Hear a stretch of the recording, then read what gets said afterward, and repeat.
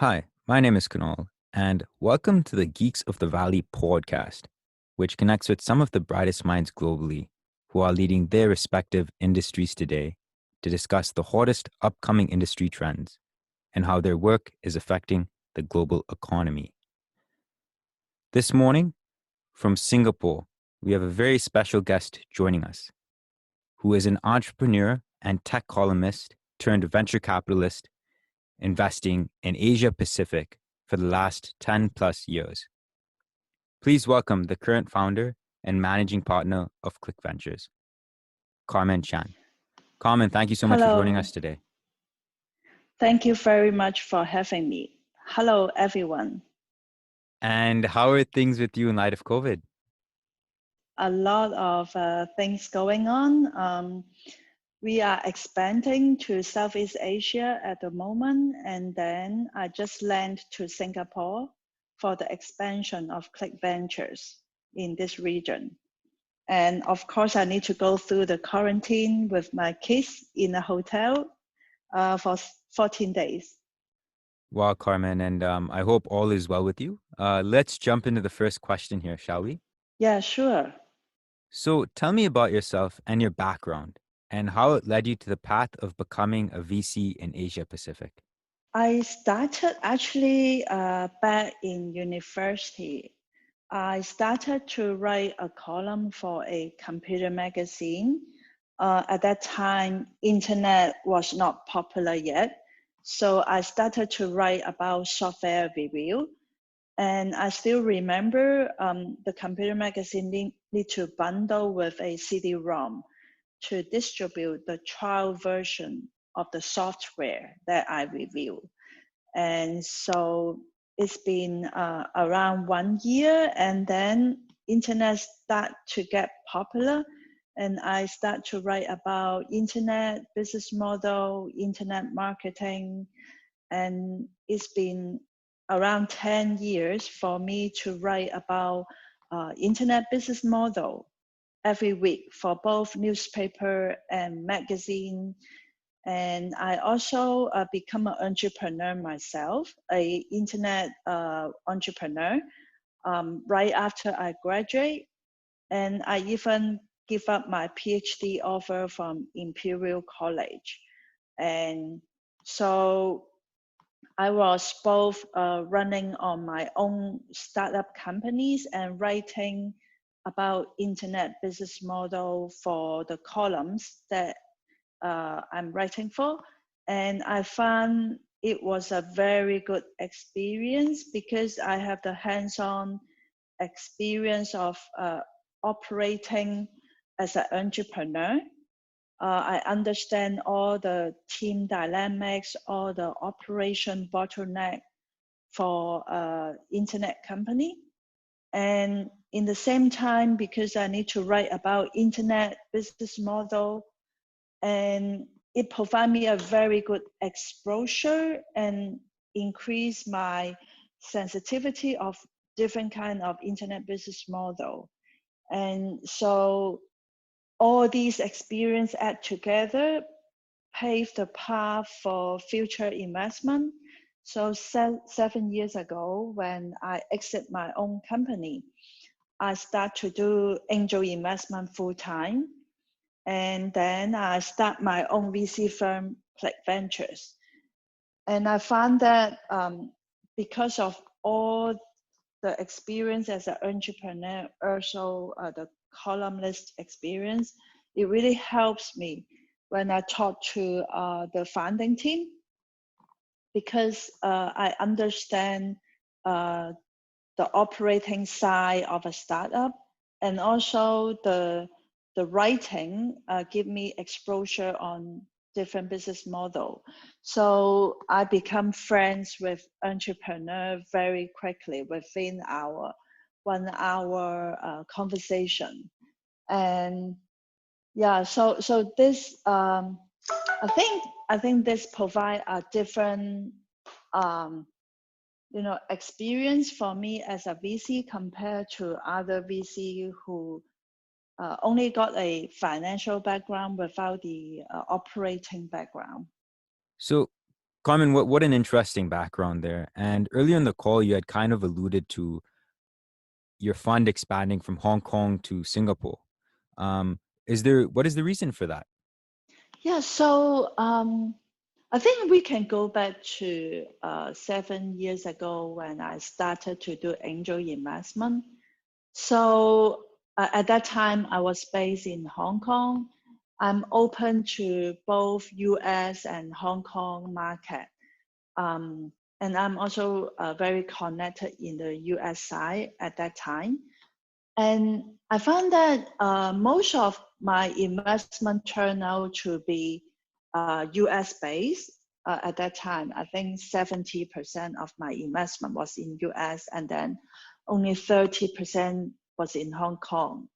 The ecosystem in Hong Kong and also Asia just started 7 years ago. And so it takes time to build up the ecosystem in Asia. And that's why I participate in a lot of activities to build up the ecosystem. I joined the Angel Investor Network in Hong Kong and also participate in a lot of sharing session in the ecosystem. And I think after around 1 year of angel investment, I set up my own investment firm. And then I started to get a lot of invitation from different countries to share my experience. So I have been traveling every month. So far I have been to close to 20 countries around the world. And this global exposure is very helpful for me to see, the competition between different countries to catch up the innovation ecosystem for their own country. And I also found that Asia picked up very fast. The government in Asia are very proactive and provide a lot of support to the ecosystem and also are very open for collaboration between different countries. And so I start to, aware of more opportunity in the Asia side. And after investing in Hong Kong, we started to see deal flow from Singapore and Southeast Asia. I invested in some company in Singapore, and we also have a lot of our portfolio companies from both Hong Kong and US. They are interested to expand to both the China side and the Southeast Asia side. And most of the company who expand to Southeast Asia, they will use Singapore as a base.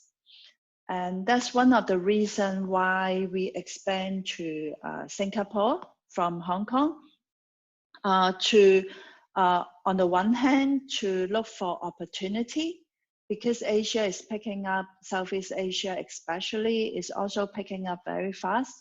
And on the other hand, we are helping our portfolio company to expand to this region. Yeah, so that's the reasons. And Carmen, as the current managing partner of Click Ventures, it was last reported that Click Ventures secured 20 million in capital commitments from existing LPs from Hong Kong for its fourth fund. Is this still the same today? And what is the fund's investment philosophy and ticket size? Actually, I want to clarify, at that time, we haven't started the fundraising for Fund 4 yet. We haven't have an official launch yet. That's why we haven't talked to our current LP. But we have some LP approach us because of our recognition as a consistent top performing fund manager. It was published in Preqin.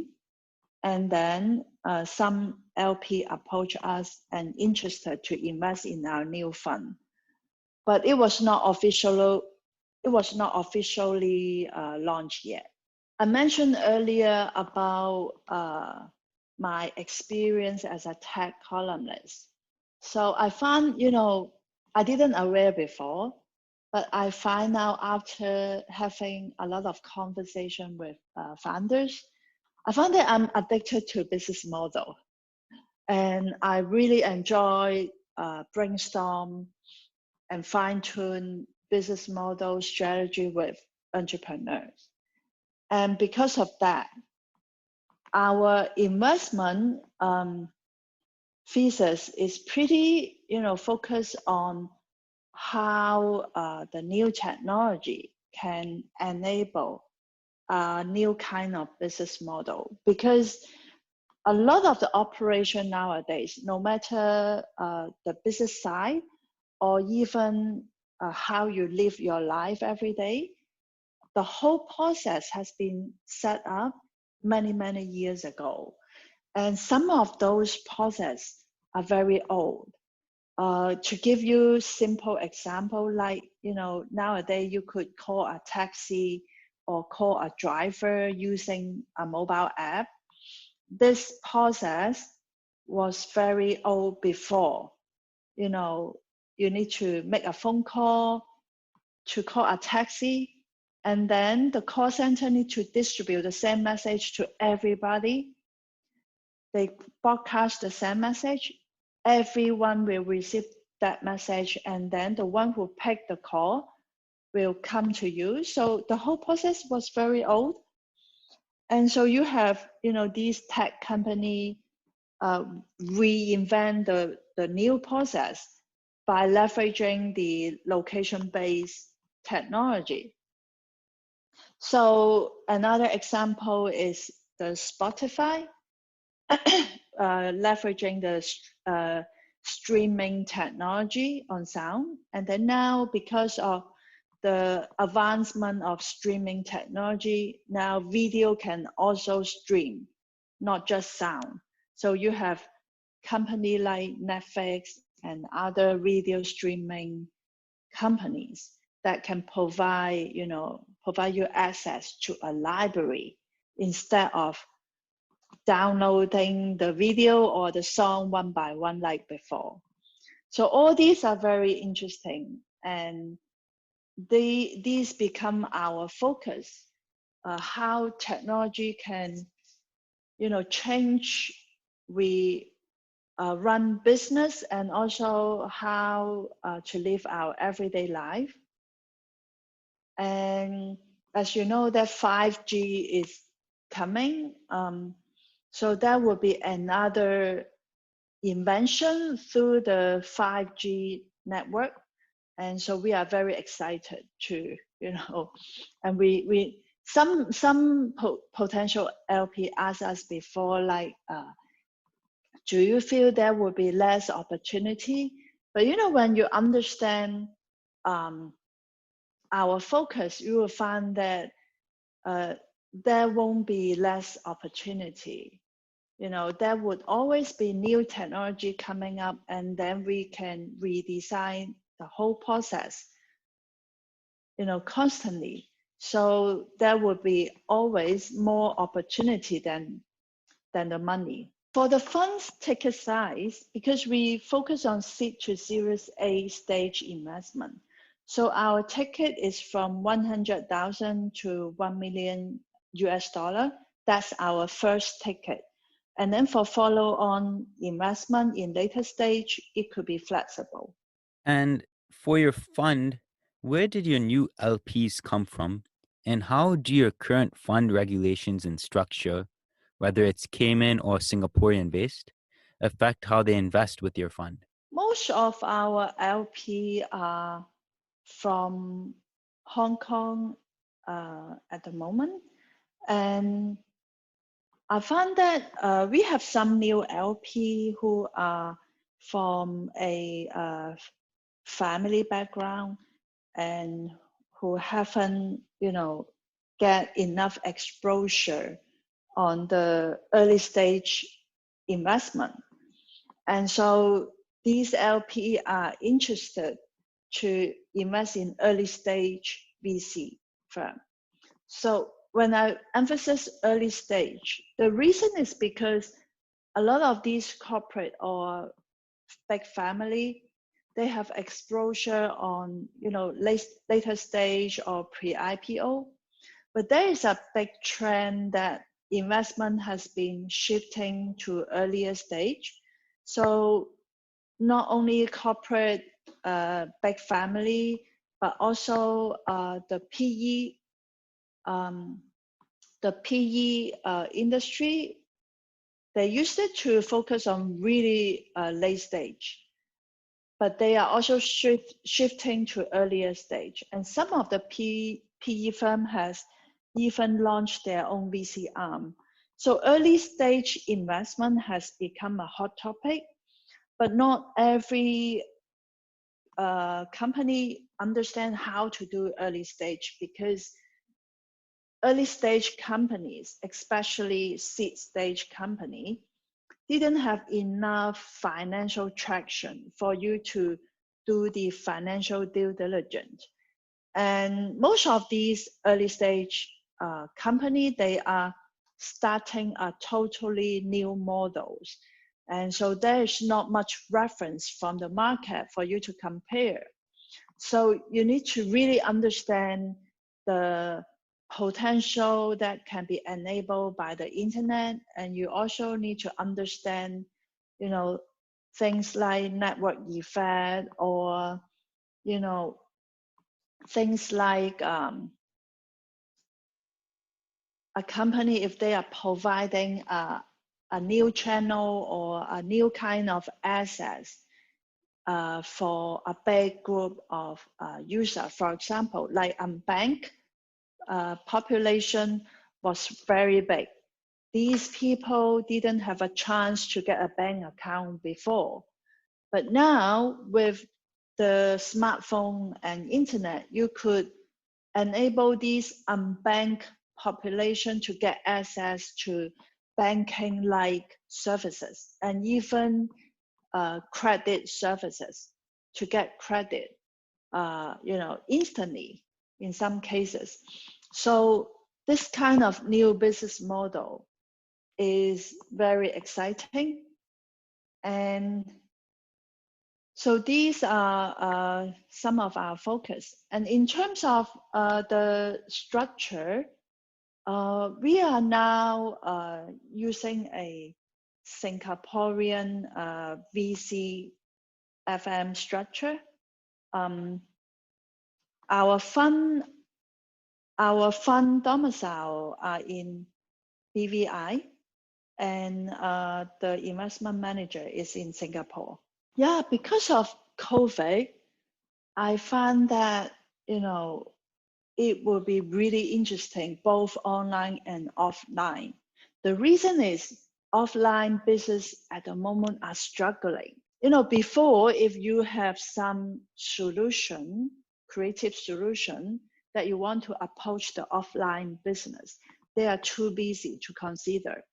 But now, because of COVID, a lot of the offline business, like the retail, they need to reinvent. They need to open up themselves, because what they have been doing no longer work in the future. Traditionally, like the fashion store, the function of the fashion store is mainly for discovery and inventory. So potential people come in, potential client come in to discover the dress that they like, and then they buy it, and then they can take the dress right away because the shop have inventory of those dresses. But emergent, you know, now you could just go online and browse with much more style. Like a few weeks ago, I want to buy a pair of sandals for my daughter. I go to the shop, only 2 styles, and I mean, only two style that we are okay, but not perfect. I just used my mobile phone and I found that much more style online that we like. So we switch to the online to buy the sandal. So you will see that this has been happening for a few years, but now this has been accelerated because everybody got a taste of online shopping, how convenient it is.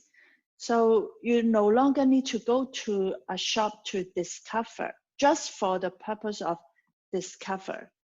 So the retail shop, apart from discovery, you need to add value. And this is something that we see entrepreneur can leverage to help the shop to add value. One of the example that I can think of is, imagine if you go to a shop, you could have a stylist that help you to make some suggestion, and then you could purchase by a few click on the shop, and then the clothes will be delivered to your door automatically. So you don't need to carry the dresses around with you. And the shop also don't need to have the inventory of a lot of different sizes. So the shop is only for discovery. So they can store more different styles, and and then the stylist could be on site, or they can even have a tablet that can showcase more different styles. And then they could have some kind of a smart mirror to have the virtual fitting on site. So these are some imagination that is actually more than imagination, because product like this is available already. Smart mirror, and then the stylist, or even a sales on site that has been trained by a stylist, and the stylist can be virtual as well. So these are some examples. We are thinking that the offline space can be reinvented. And for the online, with the 5G, with the blockchain, a lot of the process online can also be reinvented. So there's so many ideas we can play around. Carmen, Mm-hmm. as you mentioned, there is going to be massive impacts on the retail, office, and living and sharing space, right? Both online and offline. What are some of the Yeah. companies in Asia Pacific today which are changing their business models to meet the demand? Yeah, I think for the offline space, we have seen some companies start to last week. So they are, not only just a co-work space, but as you know that during this COVID time, a lot of the parents have the problem of they need to homeschool the kids. And even though they can save a lot of time to work from home, and their kids cannot go to the school, become a problem for them, because homeschooling the kids and also work from home in the same time are not ideal, especially if you have very young kids. And sometimes you need to assist them on all the online learning during this period. And so I met one startup. They have been working on a project combining a preschool and a co-work space. They have been doing it for actually, I think, around 2 years. And so they even form a family club, so the parents can work beside their kids, because the school and the co-work space are actually side by side in the same premises. And so I think that's an interesting idea. We are exploring the potential of this. But I do see there will be some limitation in terms of scaling up because, you know, it's very difficult to get a school license, and there is a lot of requirement and also branding effort to build a school brand. And so I think there is some limitation on the concept, but in the same time, it's also good to explore the potential. So that's one offline new business model that we found. And another pretty popular new business model online, even one of our portfolio company also pivot and join this new business model, which is the virtual event platform. So you will see a lot of virtual event platform coming up in the last few months. And our portfolio company used to provide offline virtual event service. They also pivot and launched their virtual event platform a few months ago. And it was a big success for them. And they got more than 300 media coverage around the world. It's very impressive, actually. And when you talk about, you know, online virtual event, you find that platform like Zoom and Google Meet are not enough for a big event. Zoom and Google Meet facilitate, you know, small group or one-on-one meeting like us. But in terms of a big event, you need to have much more, you know, offering to facilitate the networking between different people who may have synergy. And so that's why this is actually a very new space, because before, people may not be interested to, you know, just pure virtual event. You will see a lot of webinar before, but it's never be a, you know, very big scale, like thousands of attendees virtual event. That was never popular before. But now there's a demand for this kind of big scale virtual event. And so how can you make the experience much better when the whole event is totally virtual? So this is a very new space waiting for disruption. And on the other hand, I think this is also a opportunity in the future, even when offline activities start to pick up again after the COVID. Because I believe in the future, event could be both online and offline in the same time. So it would be like a hybrid model. And so some activities could be conducted online, some would be offline. And then you could review, you know, video, or you could reconnect with the people virtually after the event. So this is a sector continue to wait for a lot of innovation. Another trend that we see is actually provided by one of our other portfolio company. They have been picked up really nicely in the last few months because of COVID. They were running on a, you know, talent or expert on demand model. So you have you know, company like a food delivery or, you know, ride hailing company, but imagine if you need an expert to just ask a few questions. It's not that handy. You cannot find an expert that easy. So my company my portfolio company has been disrupting that sector, starting from a few years ago. And they have a pretty nice traction, but the demand really accelerates in the last few months because everybody, now online has become the only solution. And the business still need to go on.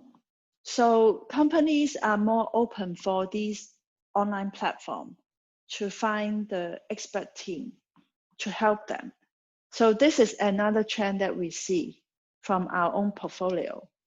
And also, we have one more portfolio company solving the frontline problem. So traditionally, a lot of those frontline task force rely on walkie-talkie, but emerging walkie-talkie is so outdated, and some of the walkie-talkie is even half duplex instead of full duplex. It means that you need to wait, you need to take turn to talk. You cannot talk in the same time. And a walkie-talkie with good security is even very expensive, more expensive than a smartphone. So one of our portfolio company is developing a hand-free device, or we call it a voice communication tool that help to enable these frontline staff to have a lot more automation and smarter operations. Yeah, so these are some of the trends that we are seeing at the moment. Carmen, to wrap up our call with our last question, what piece of advice would you give to the people out there from the journey you've had thus far in life? Yeah, I think my advice is it's not just an advice, it's experience that we observe. Remember I mentioned one of our portfolio company who used to provide offline event service. And so they were having a very hard time when every event need to cancel or postpone the physical event. So their revenue dropped close to zero immediately within like 1 month. But the founding team, they didn't give up or panic. They are very positive to look for potential solution. They start to test out different ideas, and they were also having a potential investor interested in their company. So they continue to talk to the potential investor, and they come up with different ideas, and finally they launched their virtual event platform. They closed the funding round. And so what our observation is, I mentioned that they got more than 300 media coverage around the world.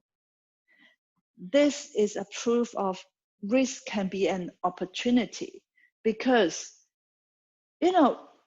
before, if you want to launch a new product, you need to organize an offline press conference.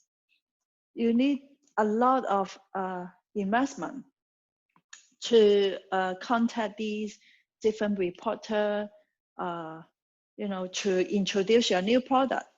But now, because of COVID, most of the reporters are more open for online press conference. We call it virtual press conference. And this become an opportunity, because before you can only reach out the reporter in your own region. But now with a virtual press conference, with a global internet product, you could reach out to any reporter around the world.